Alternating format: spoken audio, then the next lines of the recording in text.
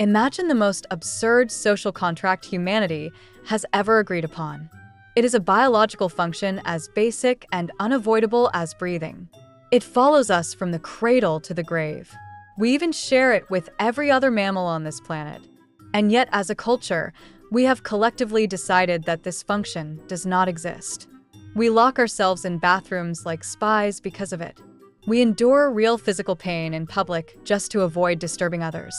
And when it accidentally happens, we experience a moment of social horror so intense that we would rather claim it was a car passing outside. We are, of course, talking about farting. And my question today is simple. How did we get here? How did something so completely natural become one of the strongest social taboos? One that freezes smiles and turns faces red?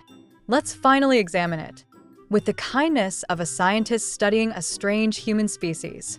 And maybe by the end, we'll discover that this shame is one of the most unnecessary emotions we ever invented. The first thing we need to understand is this: our shame is not rooted in biology. It is rooted in the stories we tell about biology. When a dog farts, the other dogs don't start discussing etiquette. They sniff, acknowledge it, and move on. So, why don't we? The answer begins where civilization begins: our desire to separate ourselves from animals.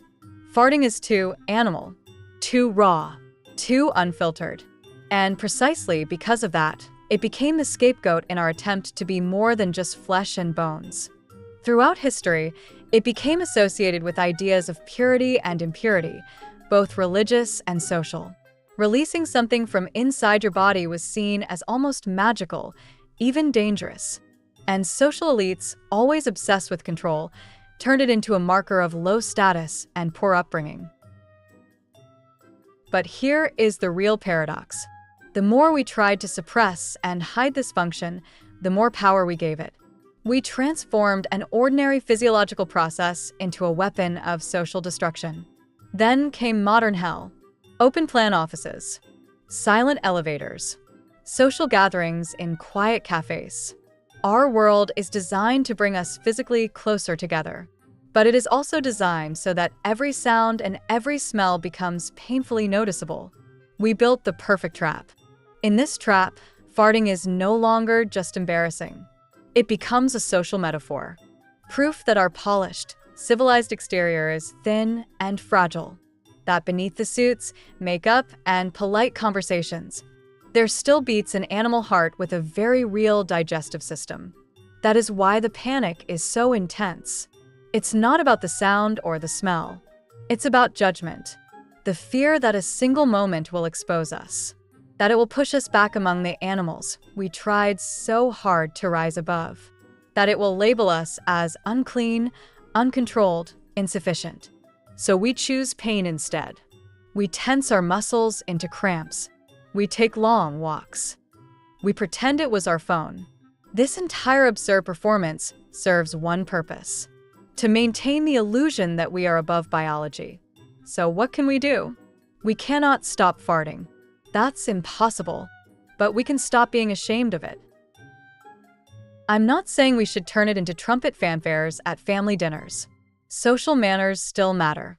I'm talking about something deeper: changing the internal story. Instead of seeing it as a failure of control, we can see it as proof of function. A healthy digestive system does this. It means your body is working, breaking down food, producing energy. It's actually good news. When it happens unintentionally in public, it's not a moral failure. It's a minor collision between biology and social convention. Nothing more. The most fascinating examples are couples or families who have broken this taboo, where it becomes a source of humor rather than shame. In those relationships, an enormous layer of tension disappears.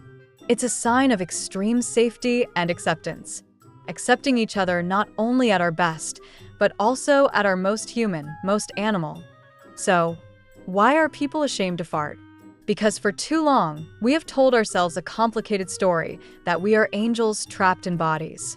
And anything that reminds us those bodies are alive, functional, sometimes loud and smelly, threatens that story. But the truth is liberating. We are not angels. We are animals. And that is okay. Our ability to think, create, and love is built on this animal foundation, on digestive systems that work, on lungs that breathe, on hearts that beat. Farting is just one of many audible signals from this incredible living machine that carries us through life. The next time you feel embarrassed, when that familiar wave of panic hits, remember this video. You are not committing a social crime. You are a living organism doing exactly what living organisms do. And who knows? This small acceptance of our animal nature might be the first step toward a deeper kind of freedom. The freedom to be fully human. Do not apologize for being alive. It is your greatest superpower. If you enjoy thinking about things people usually don't talk about, follow the channel and turn on the notification bell.